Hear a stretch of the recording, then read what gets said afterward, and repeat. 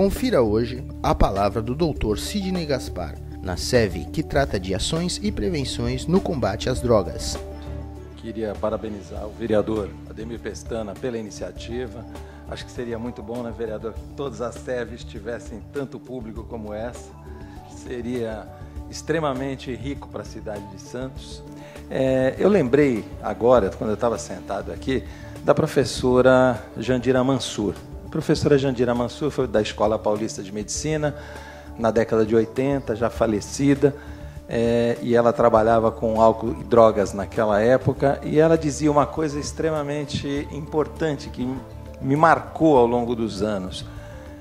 Álcool e drogas, em geral, não tem proposta mágica.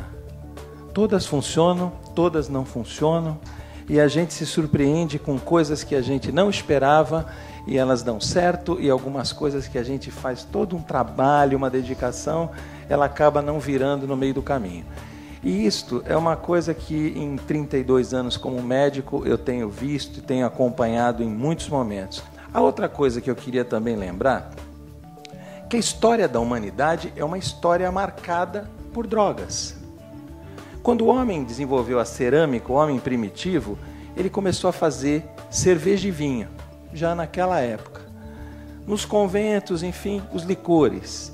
A cocaína era um remédio vendido no Brasil nas farmácias até a década de 20, que de repente tornou-se ilícita. O êxtase ficou proibido nos Estados Unidos em 1984. Êxtase é uma droga desenvolvida pela Merck, pelo laboratório alemão, não foi desenvolvida no fundo de quintal por um traficante maluco. Foi desenvolvida pela indústria farmacêutica. Ela tinha um objetivo e esse objetivo foi modificado. Da mesma forma que as pessoas mais antigas lembram das gotas Binelli e algumas coisas mais que eram excelentes para tosse, etc., e foram proibidos porque são opiáceos que as pessoas tomavam de guti-guti. Então, eu estou querendo com isso dizer uma questão que é assim: nós não vamos resolver problema de droga sem primeiro ter um entendimento do que é isto. E segundo lugar, sem perceber que cada um tem uma parcela de soma. As disputas, às vezes, panfletárias pelo modelo ideal para tratamento, elas vão se mostrar grandes bobagens ao longo do tempo. Vão se mostrar falácias mesmo, vamos dizer essa expressão clara, porque tudo tem uma contribuição para isso.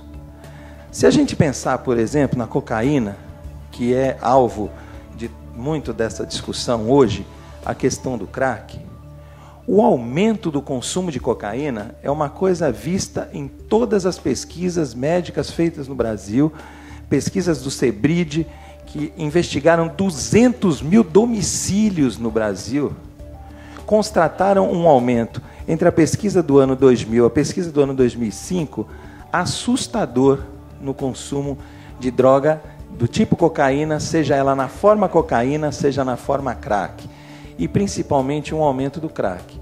Crack é uma droga que cresce a partir dos anos 80 nos Estados Unidos, vem para o Brasil no final da década de 80, 90, ganha São Paulo, nos anos 2000 chega ao Rio de Janeiro, e hoje a região do Brasil que mais consome crack é a região sul do Brasil. Aproximadamente 1% da população da região sul do Brasil experimenta ou usa crack com alguma constância. Estudos mostram que cerca de 64% de todas as pessoas que fazem uso de crack são dependentes da substância. Nós não podemos encarar essa discussão apenas como usar drogas é uma questão de diferença. Usar drogas é uma consequência de uma série de circunstâncias que vão estar pesando.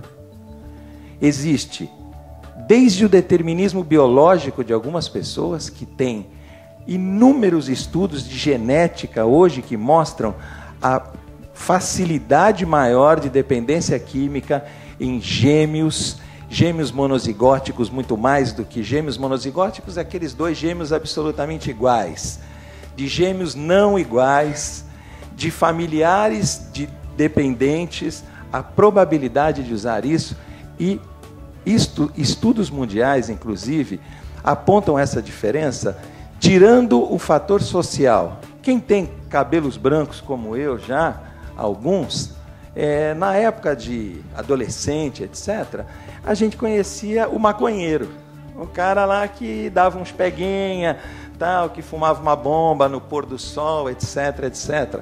Uma maconha que, inclusive, tinha aproximadamente 5% de princípio ativo. Hoje o skunk tem 30% de princípio ativo. Uma diferença significativa que fez, inclusive, a maconha sair de uma droga depressora do sistema nervoso central. Hoje ela é classificada como uma droga perturbadora do sistema nervoso central. Mudanças que têm a ver com a estrutura da substância. Quantas pessoas a gente realmente conhecia que cheiravam cocaína? Raro. Raro. Eu atendo população SUS dependente e tenho meu consultório que não tem nem convênio. Eu tenho psicólogo, tenho médico, tenho advogado, tenho profissionais de várias naturezas que hoje são dependentes de substância. E de substância, inclusive crack. E a gente precisa pensar em muitas opções para isso. São muitas opções. Pessoas que possam ser beneficiadas com projetos como o Cristolândia precisam ser beneficiadas. Pessoas que precisam ser atendidas por um CAPS de 24 horas, porque a dependência química, ela muitas vezes, o dependente, ele naquele momento, ele viu alguém passar mal, ele se sentiu mal, ele vai em busca de uma ajuda.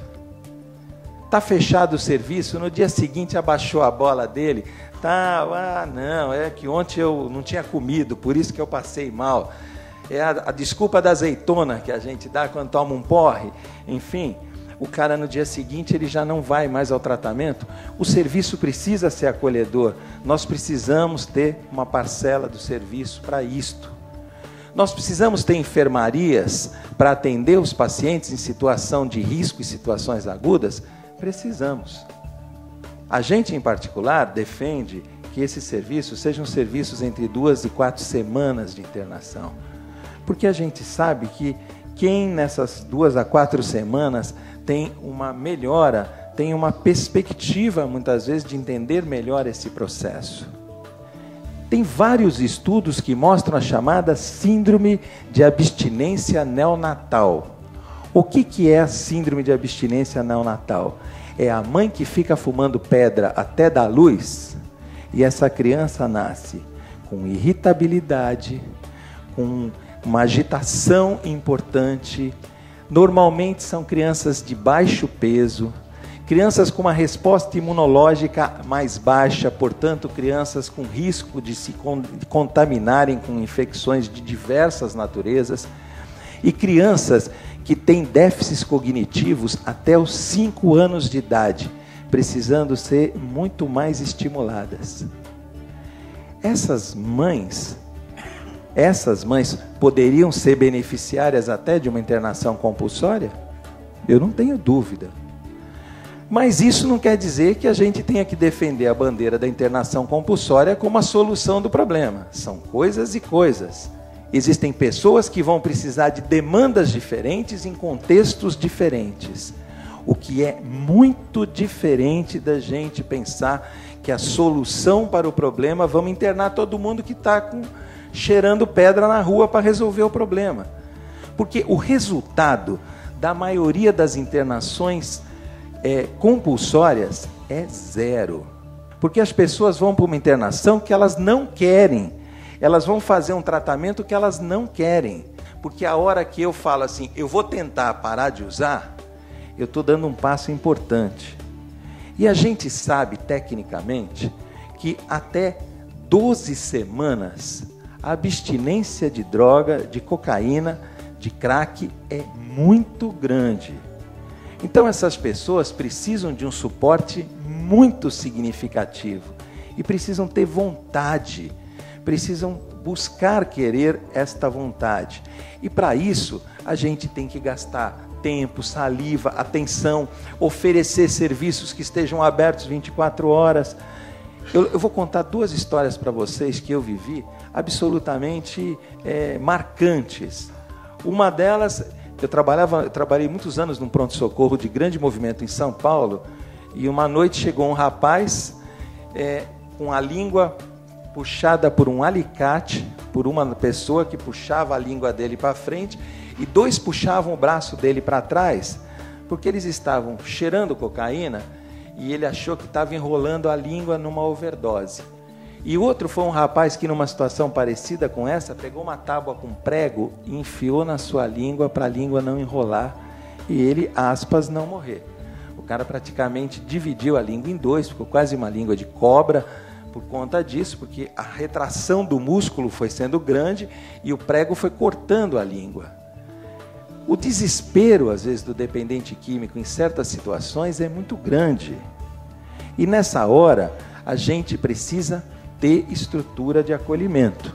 Cocaína, gente, 90% de pessoas até 30 anos de idade que chegarem a um serviço de emergência com queixas relativas a acidentes vasculares, o antigo derrame cerebral, 90% dessas pessoas são usuários de cocaína, seja na forma cheirada ou fumada. 10% dos adultos jovens que têm infarto do miocárdio são usuários de cocaína. Porque o que acontece com essas drogas? Elas têm um efeito assim, elas aceleram o coração e diminuem o tamanho das veias, das artérias que levam sangue para o coração. Além de ter efeitos em várias outras ações no coração que fazem com que você tenha uma arritmia. Se alguém lembra do laudo do Chorão, ele estava com um aumento do coração. Problemas respiratórios com crack, tudo que vocês pensarem de doenças importantes do aparelho respiratório por conta do crack, ele existe. E a gente não pode entender que droga é só um problema assim. O cara fica doidão, fica pego, fica na brisa, fica por aí vendo coisa, na noia, achando que estão atrás dele, por aí afora. Pensar só nisso. A gente tem uma destruição biológica. A gente sabe que dependência química é uma coisa crônica, mas a gente sabe que não precisa um tratamento internado numa enfermaria, que ele precisaria de outras formas de tratamento, outros tipos de acolhimento para esse tratamento. E a gente ainda não tem. Nós também vamos precisar ter que conversar um pouco mais com o judiciário, para que o judiciário também entenda essa discussão de uma outra forma, que assim, não é só uma questão de tirar as pessoas da rua, porque senão a gente leva todo mundo para o farol da Marinha lá no alto mar e acabamos com o problema da dependência química. O dependente químico, ele estando fora do seu contexto, ele pode não usar droga, mas e no seu contexto? É ali que a gente quer que ele ganhe cidadania, que ele ganhe consistência. É ele poder estar na rua, na vida, na sociedade, sem usar droga. Essa é a busca do tratamento. Então, todos esses projetos, todos esses trabalhos, acho que eles precisam ser atingidos para que a gente não vença drogas, porque eu, pessoalmente, não acredito nesta situação. Eu não acho que a gente vai acabar com droga no mundo. Mas, assim, eu acho que a gente precisa trabalhar para cuidar daqueles que adoecem. Assim como eu não acho que vamos acabar com os hipertensos do mundo, nem os diabéticos do mundo. Nós precisamos cuidá-los quando eles aparecem e quando isso surge. E a gente, como a gente faz com a diabetes, com a hipertensão, que a gente tem programas de prevenção, a gente também tem que prevenir droga e trabalhar com a mesma ideia, com o mesmo ferramental que a gente usa para qualquer doença crônica, a gente também usar nesse caso e nesse segmento. Obrigado.